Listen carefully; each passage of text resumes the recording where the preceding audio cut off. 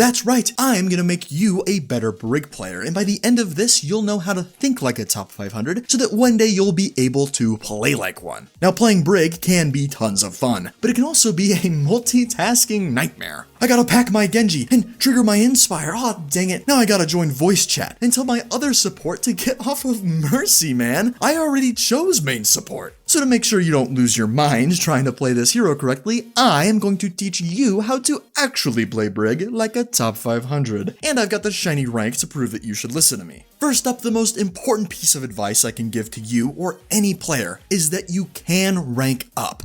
I don't care what rank you're at. I don't care how long you've been hard stuck there. I don't care how bad your teammates are. I've been through every single rank, and I promise, once you realize that you can get better than everyone around you, your rate of improvement will skyrocket. So let's throw away the ego and get to work making you a better Brig player. Starting with one of the most overused abilities in the game, Armor Pack. If you're chucking this bad boy towards a teammate as soon as you see their health bar go down, you should stop doing that.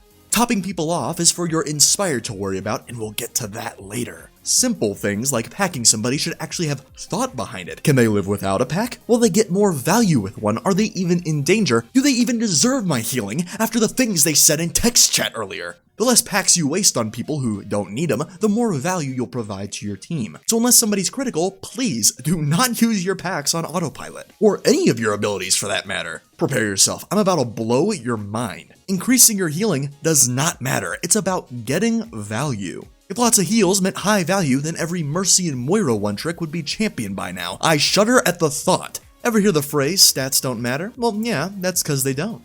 But they do. Having lots of healing does not mean you're getting value, but getting value will get you lots of heals. Pop quiz time, what'll help you win the game, packing your frontlining tank or packing your tracer in the enemy backline? Either way, you'll get the same amount of healing, but packing the tracer gives way more value than just topping off your tank.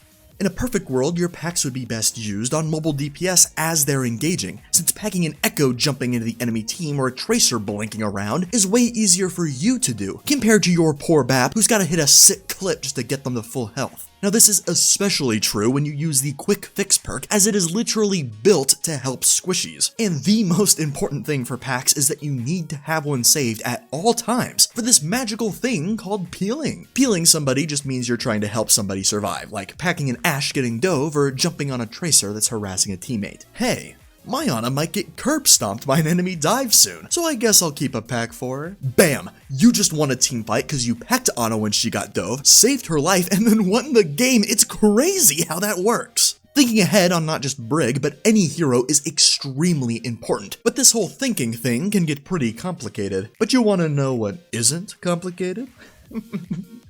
That's right, it's Whip Shot! This ability is so good, please start using it right. This is a long-range boop ability that does 70 damage, procs your Inspire, and is on a 4-second cooldown. What other 4-second cooldowns even come close to that? Hanzo Lunge? Yeah, okay buddy, where'd you get that one from? The bad cooldown store? Up top. Whip Shot is such an insane ability, but people just don't use it in general. Here is a complex flowchart that I created for using your Whip Shot properly. You're welcome, it took me a very long time. And to my audience who have yet to buy monitors, or all you illiterate Junkrat players out there, you need to be using it all the time. This thing hard counters so many tanks in their cooldowns. Winston Jump, Doomfist Slam, and anything Ball ever tries to do. Now I know you're sitting there going, yeah, I know she counters dive, dude.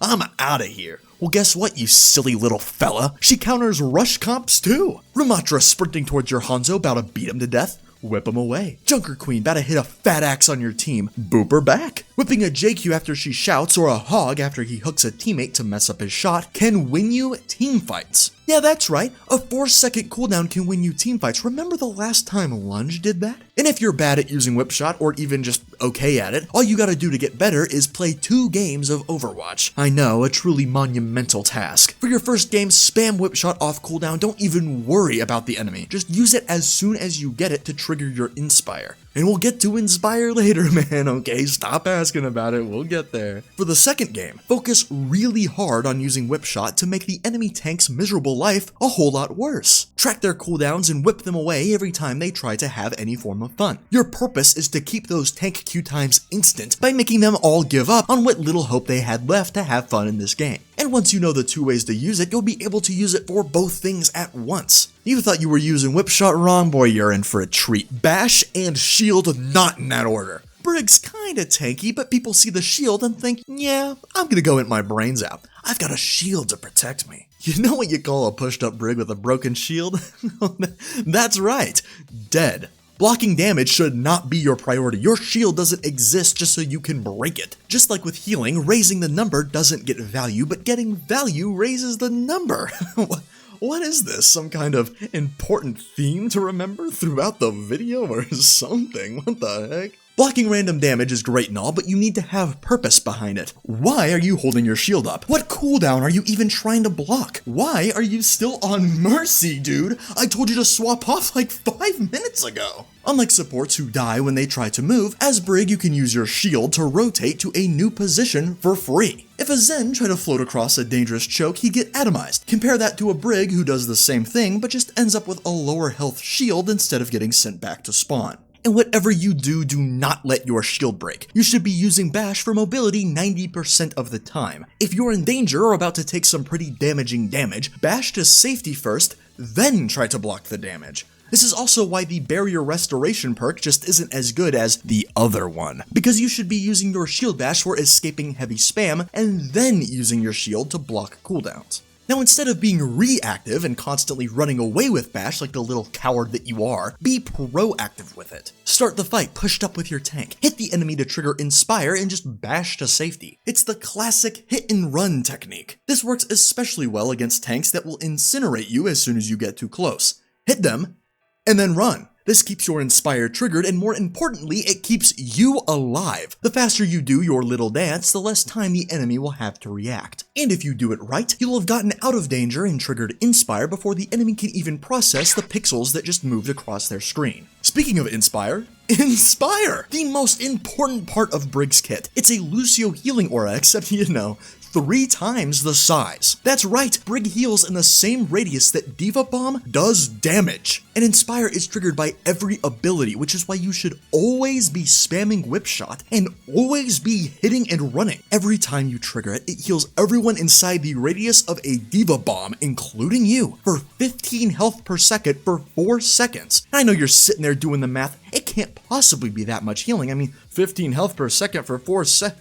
300 health just by triggering Inspire 1 time. So every time you trigger Inspire, keep that timer ticking away in the back of your head so you're constantly reminded to keep inspiring. This will make up for most of your healing. So as long as you keep Inspire up and you're with your team, you will get value. Your purpose as Brig isn't to constantly be on the front line brawling and getting kills. It's to trigger Inspire and stay alive. There's a reason I've mentioned Inspire 17 times already, and guess what? I'm gonna say it 7 more, that's how important this is. Your Inspire is so good. You need to be picking Morale Boost as your first perk. This thing is ridiculous. It almost doubles your Inspire length for free. Abuse this perk while you still can, because it heals for 500 health every time you hit a Whip Shot. That's 7 Oninates every 4 seconds. Also remember that damaging things like traps won't trigger Inspire, but hitting Bob and Hammond mines will. Because that makes sense.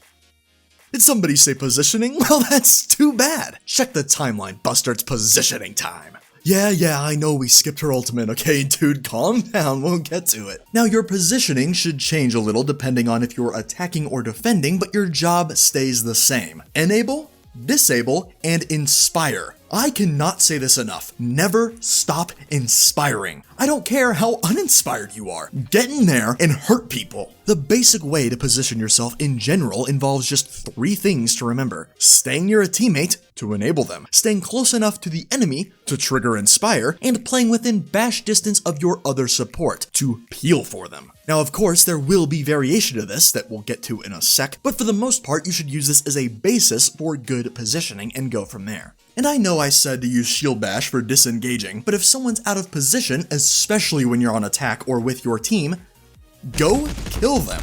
Wait, hold on. What I just said does not mean to Shield Bash into 5. It means be on the lookout for people with silly positioning and then try to kill them. And when you're on defense, stop everything the enemy ever tries to do. Before the fight even starts, think to yourself, where should I go to best support my team, deny the enemy, and hold space? If there's a dive tank, think of where they want to go and stop them from going there. Hey, wait a minute. I think Winston's gonna jump on my Ana soon, so I should be near her to boop him away. I know it sounds simple, but so many people just walk around spamming emotes and voice lines at their teammates in between team fights. I know what you are. Instead, think about where to position yourself for the next team fight while you have downtime instead of just turning your brain off. Thinking ahead instead of reacting to things is some crazy IRL tech that you can use anytime that your brain is turned on. An extremely important thing to remember is that all fights inevitably end up in a brawl no matter what comp you're on. So on defense, it's okay to not constantly be pushed up looking for a brawl, since the fight will come to you. Think of Numbani or Dorado first point on defense. Sitting on those high grounds is great, because you stop the enemy from taking them and you can keep your other support alive indefinitely. There is no reason to jump from safety down into danger just because Brig is a brawl hero, because you will die. Now this chart here does have some variation to it. Like if your other support is super mobile and hard to kill, you can focus more on enabling your team or being a little more aggressive. Enabling people as Brig is super easy. Throw a pack at him and watch him get healed. Oh my gosh, it's mind-blowing. Playing with your tank is cool and all, but Brig is great at keeping squishies alive, especially with her quick fix perk. So playing with a DPS on an off angle, like this, can get giga value. You stop the enemy from killing your DPS, stop them from taking that space, and you force them to deal with you all at the same time. If a Winston jumps your Ashe while she's alone, Ashe dies. If a Winston jumps your Ashe while you are there too, he gets sent back to spawn. Or at the very least, you just waste his time, since with Brig healing, you two are effectively immortal. But you'll want to know what isn't immortal? Your shield. But guess what can fix it? That's right, Brig's ult regenerates her shield. It's goated, segue alert. Not only does your shield grow from one shield size to a whopping more than that, it also fills its health back up and gives you another bash. So this is a super flexible ultimate, and probably the easiest part of Brig's kit to get value from. Reaper death blossoming in your team, ult and stun him. Need an extra bash to finish somebody off? Ult, and then finish them off. As long as you don't rally once the fight's over, your ult will get value. And don't be afraid to ult little things. It's not Transcendence, you don't need to save it for Grav Dragon. If you can cancel out a single ultimate or get a single kill with rally, then it is worth using. And do not hold on to your ult for too long. You might not realize it, but 116% of support players in these ranks hold on to ults for way too long. So don't be afraid to just use it. It works for pretty much every scenario. Like if you need the Chitin ultimate, if you need your shield bash refreshed, or if your team needs more sustain because your other support won't get off of Mercy.